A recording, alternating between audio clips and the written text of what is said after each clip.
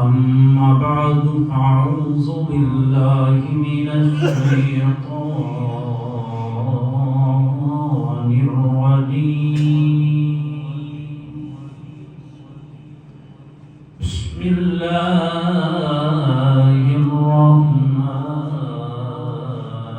الرحيم. قال الله تبارك وتعالى في الكلام المجيد والفرقان الحميد: مرج البحرين يلتقيان بينهما برزخ لا يبغيان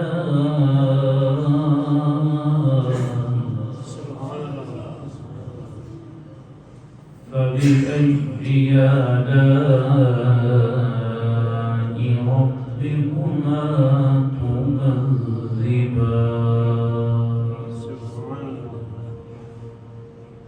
صدق الله العظيم وصدق رسوله النبي الكريم الأمين. قال رسول الله صلى الله عليه وآله وسلم: قال جبريل: سمعت رب العزة يقول: لا إله إلا الله حسني فأمن. قال: فلا حسني أمن من أبوابي. صدق الله العظيم. إن الله وملائكته يصلون على النبي يا أيها الذين آمنوا صلوا عليه وسلموا تسليما. والصلاة والسلام عليك يا سيدي يا رسول الله وسلم عليك وعلى آلك وصحبك يا سيدي يا حبيب الله. الصلاة والسلام عليك يا سيدي يا رسول الله وسلم عليك وعلى آلك وصحبك يا سيدي يا حبيب الله. الصلاة والسلام عليك يا سيدي يا رسول الله وسلم عليك وعلى آلك وصحبك. کیسے بیان ہو مجھ سے تیری شان یا حسین، کیسے بیان ہو مجھ سے تیری شان یا حسین، کیسے بیان ہو مجھ سے تیری شان یا حسین، تسکین مصطفیٰ ہے تیری جان یا حسین، تسکین مصطفیٰ ہے تیری جان یا حسین. اللہ تبارک و تعالیٰ کی حمد و ثنا سارے جہان کا مالک، بے نیاز، وحدہ لا شریک،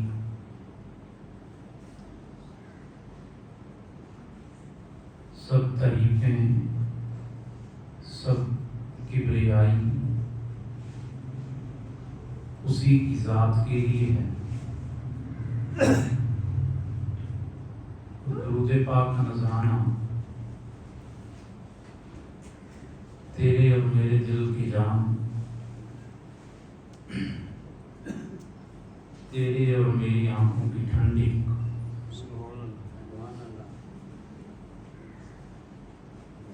تاجدار انبیاء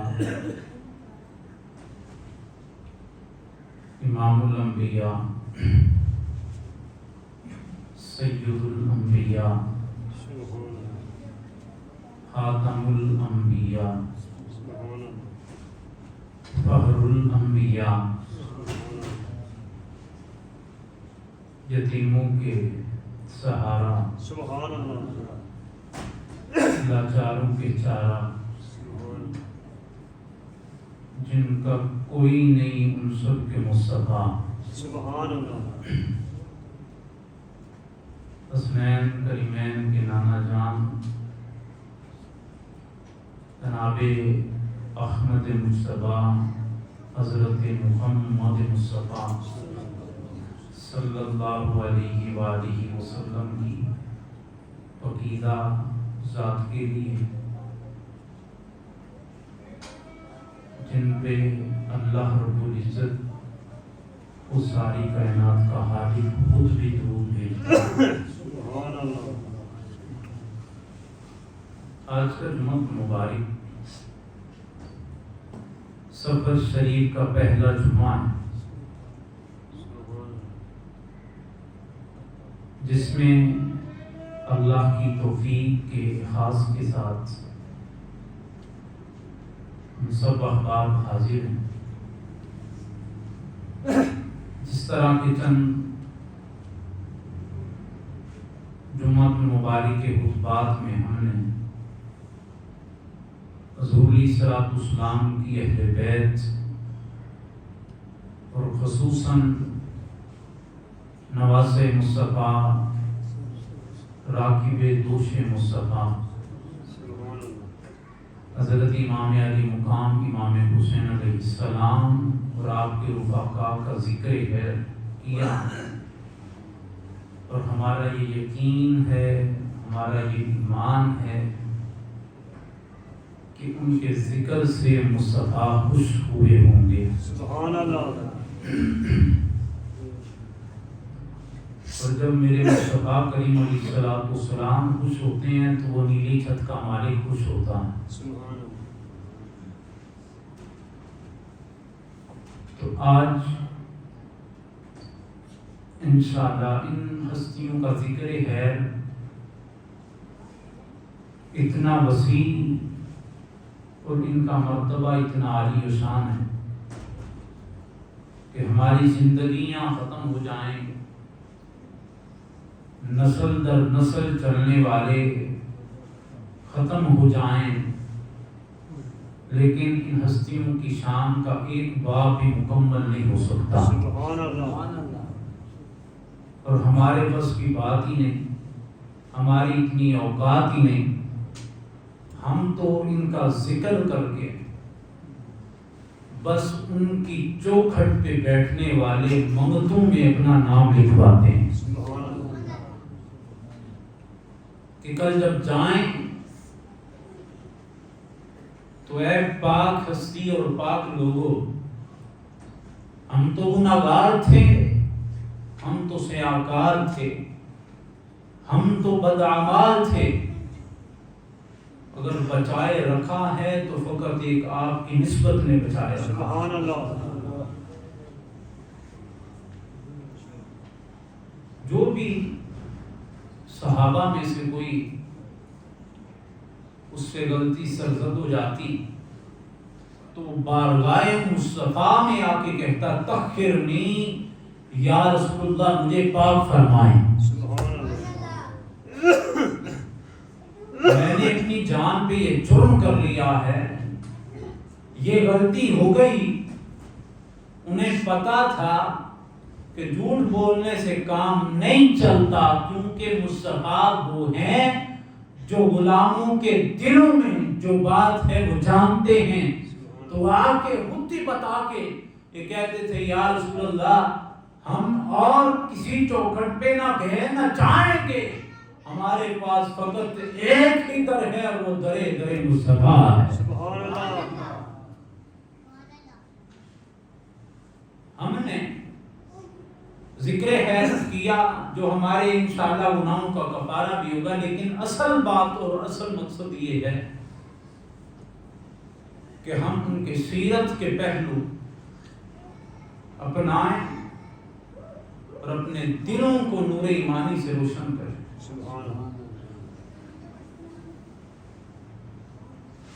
جب جب بندہ ان کے قریب ہوتا جاتا ہے، یہ آپ دنیا داری کی مثال دیکھ لیں کہ چنگیاں دے لڑ لگیاں چوری پھل پہ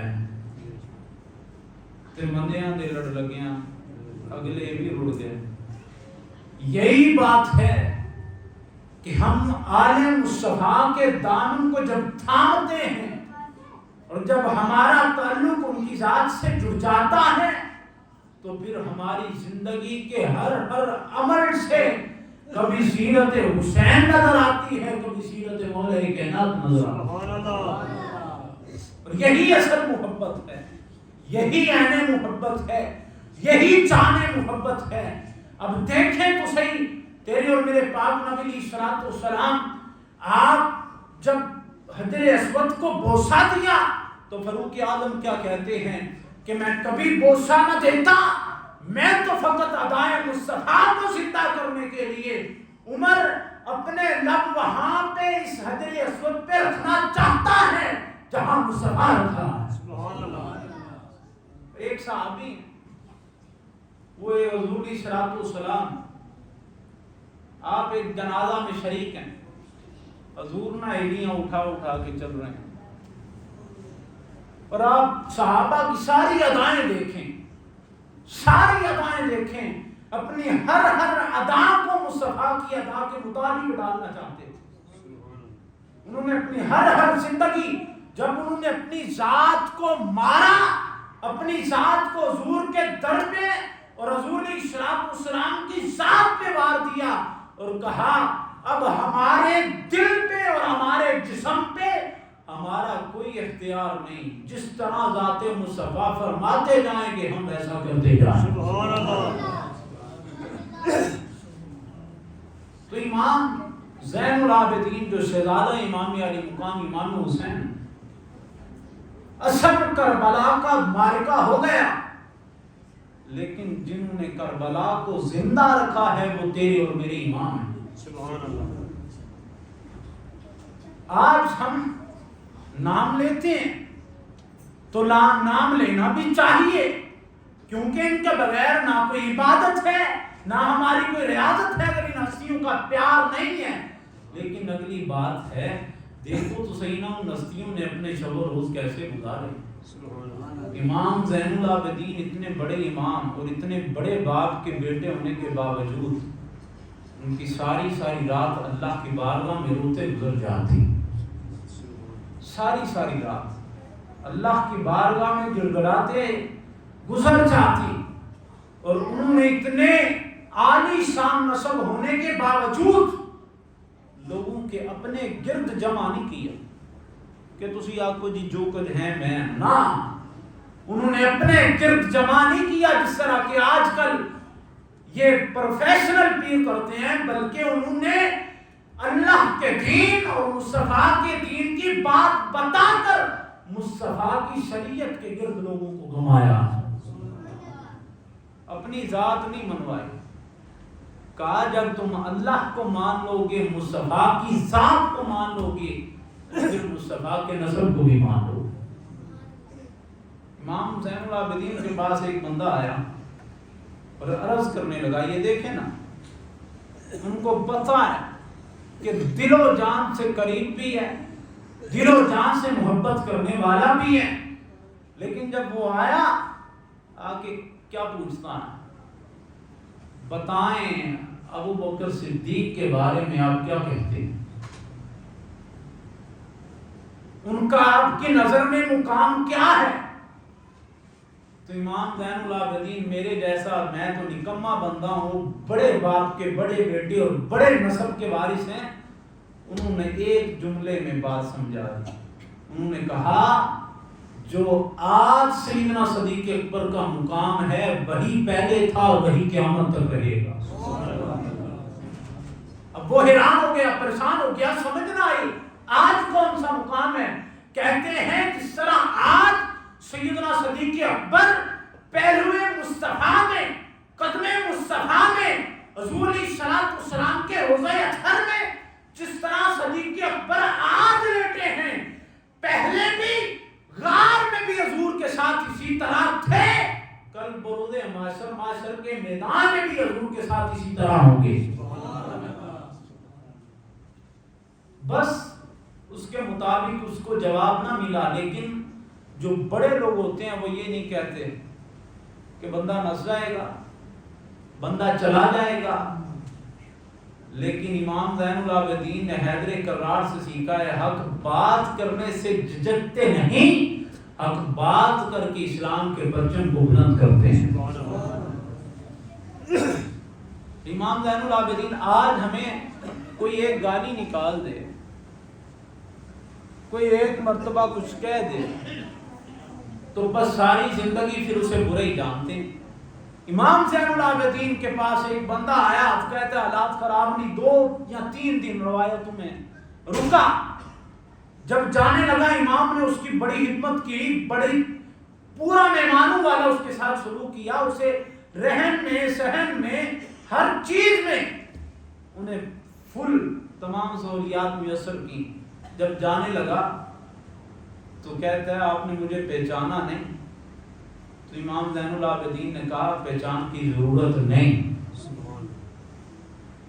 جب تیرا اور میرا معاملہ تو مہمان تھا تو مہمان اللہ کی رحمت ہوتا ہے، میں نے تیری ذات کے لیے کچھ بھی نہیں کیا، میں نے تو فقط خدا کی رضا کے لیے کیا۔ میرے سامنے تیری ذات نہیں، میرے سامنے تیرا عمل نہیں، میرے سامنے تیری شخصیت نہیں، میرے سامنے تیرا کردار نہیں، میرے سامنے کوئی اور چیز نہیں ہے، میں نے جو تجھے رہنے کے لیے جگہ دی، تجھے پینے کے لیے پانی دیا، تجھے کھانے کے لیے کھانا دیا، یہ سامنے تیری ذات نہیں تھی، بلکہ میں جو کرتا رہا اس میں کسی اور کی رضا نہیں، بلکہ ایک ہی ذات ایسی ہے جس کی ذات کے لیے ساری رضائیں قربان ہیں، میں نے اسی اللہ کی ذات کے لیے اپنی ساری توجہ تیرے لیے وقف کی۔ یہ ان کا طریقہ ہے۔ اب اتنا جب ان کا کردار دیکھا اور ان کا اخلاق دیکھا اور ان کا اخلاص دیکھا تو امام زین العابدین کے سامنے وہ بندہ رہا نہ گیا۔ اس نے کہا اب آپ نے تو پہچانا یا نہیں پہچانا، لیکن میں آپ کو بتاتا ہوں، کربلا کے میدان میں آپ کے بابا کے مقابلے میں یزیدی لشکر میں تھا میں، لیکن آپ نے ایسا سلوک کیا، آپ نے فرمایا تجھے کیا ہے، میں تجھے جانتا نہیں، پہلی نظر میں نے تجھے پہچان لیا تھا تو کون ہے اور کس لشکر میں تھا، لیکن کربلا میں بلا کے سر نیزوں پہ چڑھا کے وہ تمہارا کردار تھا اور تمہاری مہمان نوازی تھی، ہم اپنے درگاہ پہ بلا کے بستر پہ سلا کے ساری سہولیات فراہم کر کے بتانا چاہتے ہیں اور یزیدیوں تمہارا کردار اور ہے، مصطفیٰ کے نوازے کا کردار اور ہے۔ اب تربیت میں بھی تو فرق ہوتا ہے، فرمایا تمہاری اور بات ہے، ہماری اور بات ہے، وہ تمہاری مہمان نوازی تھی، یہ ہماری مہمان نوازی ہے۔ اور آگے فرماتے ہیں یہ معاملہ پھر دیکھ تو صحیح نا، حضور نے فرمایا سب نسب سے اعلیٰ میرا نسب ہے، فرمایا سارے نسب اور ساری ذاتیں اور سارے رشتے کٹ جائیں گے بروز معاشر کے دن، حسابی و نسبی بقا۔ آگے جناب امام الانبیاء فرماتے ہیں میدان معاشر ہوگا، کوئی نسب نہیں ہوگا، کوئی رشتہ نہیں ہوگا، فقط ایک ہی نسب ہوگا اور وہ نسب مصطفیٰ کا نسب ہوگا۔ سبحان اللہ۔ فرمایا دنیا میں مٹنے والے نسبوں کو ہم کچھ نہیں کہتے۔ امام علی مقام کے شہزادے کی تربیت اور یہی تربیتیں بتاتی ہیں، یہی بتاتے ہیں کہ کیا فرق ہے۔ آج بھی ہم نے ذکر سنا بھی، ذکر کیا بھی، لیکن سیرت کو اپنانے میں کمی ہے۔ ایک گالی دے تو کہتے ہیں ٹھیک ہے۔ اب یہ تفسیر طبری کی ہے، میں الفاظ جو مولا کائنات کے سامنے معاملہ پیش آیا، ٹائم کم ہے لیکن یہ بات کر کے میں انشاءاللہ آگے چلتا ہوں۔ یہ تفسیر طبری میں مولا کائنات شیر خدا آپ کے پاس ایک بندہ آیا، آ کے آپ کے منہ پہ آپ کو برا بلا کہنے لگا، تو مولا علی نے کہا، اس نے برا بلا جب شب و شتم کرنا شروع کیا تو مولا علی نے کہا تھکا ہوگا تجھے پانی پلاتا ہوں، تو تھکا ہوگا تجھے پانی پلاتا ہوں، کھانا کھلاتا ہوں۔ جب اس نے دیکھا کہ میں تو انہیں برا بلا کہہ رہا ہوں اور یہ آگے مہمان نوازی کر رہے ہیں، تو اسی وقت متاثر ہوا اور کہہ کے کہتا ہے جس محمد عربی کے غلام ایسے ہیں وہ محمد عربی کی خود ذات کتنی اعلیٰ۔ بتاؤ تو صحیح نا، پھر ہم مسلمان تو ہیں لیکن ہمارے ایک ایک لفظ سے، ہمارے ایک ایک بات سے اگر مسلمانی زہر نہیں، وہ شیخ سعدی شرازی علیہ رحمہ آپ ایک ہی حکایت میں بات بڑی لمبی کر جاتے ہیں۔ آپ فرماتے ہیں اگر آپ کے راستے میں جانے سے، آپ کی وجہ سے کوئی بندہ رستہ بدل دیتا ہے، بدل جاتا ہے، آپ کی وجہ سے کوئی بندہ راستہ بدل جاتا ہے، تو پھر آپ اور کتے میں کیا فرق ہوا؟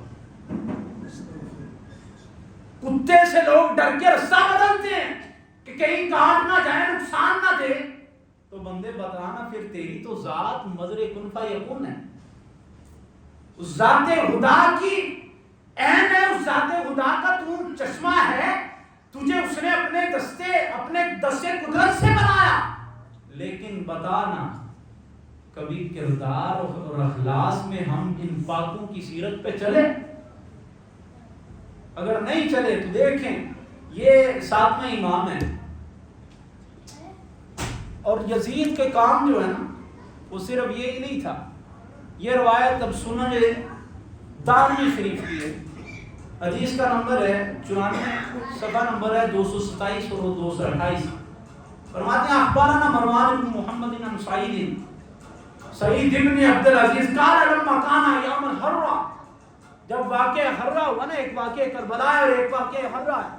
اب فرماتے ہیں حرہ جب یزید آیا تھا مسجد نبوی میں گھوڑے باندھے، اور آپ کیا فرماتے ہیں لم یعظم فی مسجد النبی صلی اللہ علیہ وسلم ثلاثہ، آپ فرماتے ہیں حضرت سعید بن مسیب یہ تابعی ہیں، فرماتے ہیں 3 دن مسجد نبی میں اذان نہیں ہوئی۔ کس وجہ سے؟ پابندی تھی کہ اذان نہیں ہوگی، ولم یقم، اور نہ ہی اقامت کہی گئی، یعنی کہ نہ نماز ہوئی نہ اذان ہوئی۔ تو آپ کیا فرماتے ہیں؟ آپ فرماتے ہیں لم یبرح سعید بن المسیب المسجد وکان لا یعرف وقت الصلاۃ الا بحمحمۃ یسمعها من قبر النبی صلی اللہ علیہ وسلم۔ آپ فرماتے ہیں یزید کا یہ نظریہ تھا کہ اذان نہیں ہونے دوں گا، لیکن اللہ کی عزت کی قسم 5 وقت میں قبر مصطفیٰ کے نزدیک بیٹھا ہوتا تھا، جو ہی اذان کا وقت ہوتا تھا تو مصطفیٰ کی قبر انور سے اذان کی آواز آیا کرتی۔ لوگوں نے دیہات بھی بہت کوشش کی کہ کبھی سپیکر اترے، کبھی پابندیاں لگی، ارے ہم اس بات پہ تو روئے، اس بات پہ تو احتجاج کیا کہ جل گئے، وہ مندر جل گیا، وہ چرچ جل گئی، لیکن اس بات پہ مسلمان کبھی متفق نہ ہو سکے۔ جب کہا گیا 5 لوگ مسجد آئیں گے تو ہم نے دل و جان سے قبول کیا کہ 5 ہی آئیں گے، لیکن یہ کبھی منظور نہ کیا کہ یہ جو فحاشی اور عریانی کے بازار گرم ہوئے ہیں اس پہ ہم کبھی نہ بولے، اس پہ ہم کبھی کھڑے نہ ہوئے، اور اس پہ ہم متفق ہو گئے اگر 5 ہیں تو ٹھیک ہے 5 آ جائیں گے، لیکن یہ بات آقا کائنات امام الانبیاء نے بتا دی، نہ اذان اور کلمہ کل تمہارا محتاج تھا، نہ اذان اور کلمہ آج تمہارا محتاج ہے، کل بھی تم محتاج تھے، آج بھی تم محتاج ہو۔ اگر تم اذان اور کلمہ نہیں کہو گے تو پھر دسو جدو کرونا آیا 7 دن چھت تے چڑھ کے اذاناں دیتیاں، ایک حکم پہ اذانیں دی گئیں، اور جو کہتے تھے کہ علماء اور مفتی کچھ نہیں ہے انہیں کے حکم پہ پھر وہ بھی چھتوں پہ گئے اور انہوں نے اذانیں دیں اور رب نے اپنی ذات کو منوایا۔ آپ نے فرمایا ساری سپر پاوریں ایک طرف ہے، تیرے رب کی ایک تدبیر ایک طرف ہے۔ تو آئیں دین کی طرف آئیں، اور یہ حقیقت بات ہے ہمیں دین کی طرف آنا پڑے۔ رب سنیں، 7ویں امام ہیں امام علی رضا. اور یہ جب نیشا پور آئے تو وہاں پہ 20,000 محدثین تھے جو اس حدیث کو لکھ رہے تھے. لوگوں نے عرض کی کہ امام صاحب آپ کی ذات بھی برکت والی، آپ کا نسب بھی برکت والا، آپ بڑی ذاتیں ہیں، تو اپنے نانا جان کو کوئی فرمان سنا ہے. تو امام علی رضا نے پھر سنایا تو 20,000 محدثوں نے سنا اور اسے لکھا اور سینے پہ نوٹ کیا. اور اس پر امام احمد بن حنبل بڑا پیارا تبصرہ فرماتے ہیں. انشاءاللہ اپنے چند منٹوں میں آپ کیا فرماتے ہیں؟ امام علی رضا سے جب لوگوں نے کہا حدیث سنائیں تو آپ نے پھر پوری سند پڑھی اور اس سند میں سارے ہی روایت کرنے والے ائمہ اہل بیت ہیں. سبحان اللہ. آپ فرماتے ہیں قال حدثني عن ابي الموسى القاضي عن ابي جعفر الصادق عن ابي محمد الباقر عن ابي زين العابدين عن ابي حسين بن علي عن علي بن ابي طالب قال حدثني حبيبي وقرة عيني رسول الله صلى الله عليه وآله وسلم قال حدثني جبرائيل قال جبريل سمعت رب العزة يقول لا إله إلا الله حسني فآمن قال دخل حسني فآمن دخل حسني أمن من عذابي.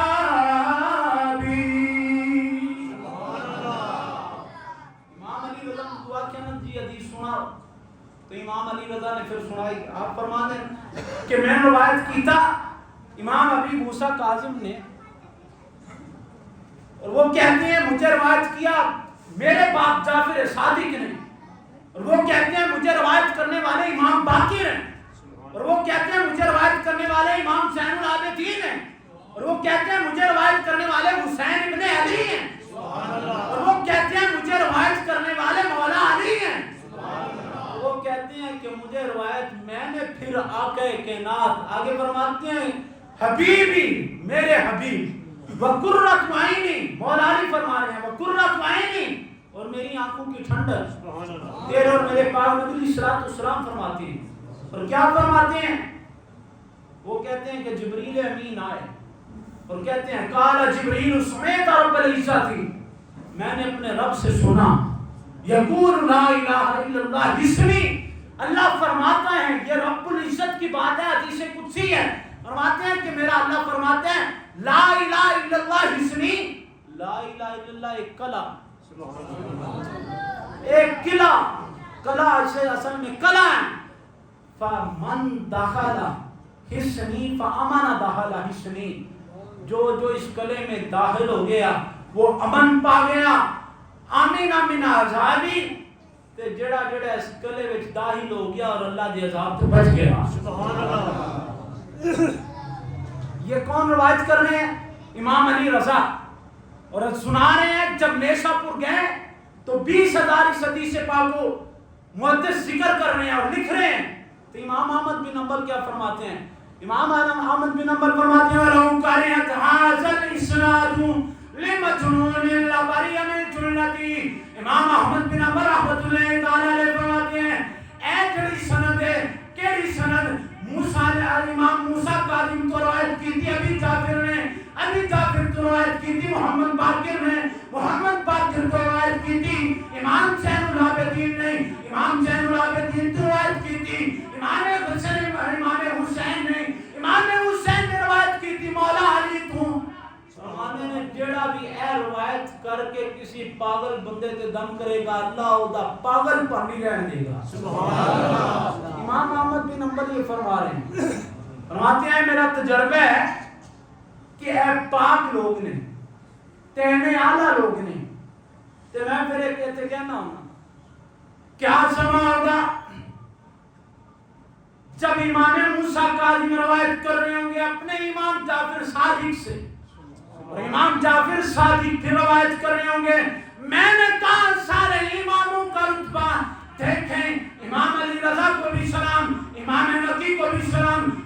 तकी को भी सलाम, इमाम जाफर सादी को भी सलाम, इमाम ज़ैनुल आबिदीन को भी सलाम, और इमाम हुसैन को मैं सिर्फ सलाम नहीं करता, इमाम हुसैन को इमाम इकबाल रहमतुल्लाह तआला फरमाते हैं और मुसलमानों वजह से उनके पकड़न दियो आज तक करबला दी जमीन में कह रही है हुसैन मेरे एक वक्त आने वाला है जब हर बंदा कहेगा कि हुसैन मैं तुझे सलाम पेश करता हूं। अगे अकीदा है फिर साडा असी इत्थे कहांगे जदों मौला अली की गल आंदी है ना फिर साडे ईमान जरा और कुछ कहना चाहते हैं। इत्थे मैं कहना ना असी ते सदा सदा गली गली एवं ही नारा लांगे सी सारे है दरिया ओ सगे दरिया नाए धन धन घर मेले ओ सायली अली ओ सायली अली ओ सायली अली कहना जरा कह सकता है अली का नाम मुकामे गदीर तेरे और मेरे पाक नबी सलाम ने ऐतरे करार के अपने हाथों में हाथ रह के बात चुप के गया मन कुंतु मौला फहाजाली मौला जब वो दन गया सी त्यादी मुस्तफा दी सुन्नत अदा करो हाथ चुके दम दम घर मेले और सायली अली और सायली अली और सायली अली कहना है। अरे कई बंदे चाहते हैं कई बंदे देख रहे हैं क्यों ना चाहना कि नहीं चाहना। हाँ ये मुकद्दर वालों का बात है ना, मैं ये नहीं कहता किसी का मुकद्दर माड़ा है, मैं कोई बददुआ भी नहीं दे रहा, लेकिन ये बात जरूर है कि जिक्र मौला अली पे चेहरे खिड़ते हैं, जिक्र मौला अली पे चेहरे रोशन होते हैं। तो ये ईमान तुझे इजाजत देता है और ईमान बताता है कि क्या बात है। टाइम ऊपर हो गया है, मुझे नहीं पता चला माजूद के साथ इंशाल्लाह यहाँ से अगले जुम्मा को स्टार्ट करेंगे। अल्लाह ताला मेरी और आपकी